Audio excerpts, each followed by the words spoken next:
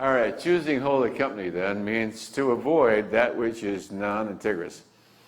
Don't hang out with anything that calibrates below 200. And as I say, people say, well, they went there and they came back unscathed. That's what they think, because after they leave, I got to clear their energy out of my aura. They didn't come back unscathed. They didn't.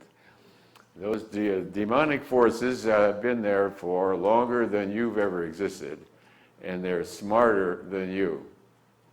Do you think negative entities, the demons that beset the Buddha, do you think you're smarter than they are? Anybody here think you're smarter than the demons? Oh, thank God. The demons are smarter than you. They've been conning people for thousands of years on the other side. Thousands of years. In fact, they're saying exactly the same thing.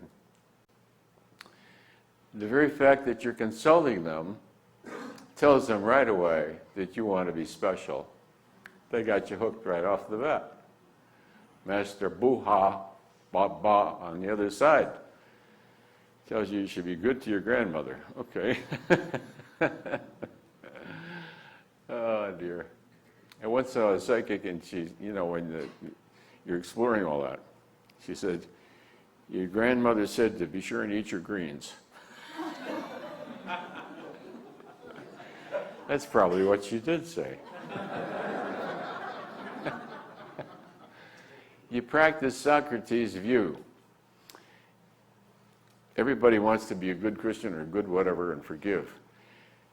It's artificial to forgive, and you're pretending to yourself if you still see them the same way. Socrates says that man intrinsically is incapable of discerning perception from essence, and that he always chooses the good. Once you see that everybody is choosing what they picture and believe to be the good, whether it's blowing up a bunch of Americans for Allah or whatever it is, you can forgive them.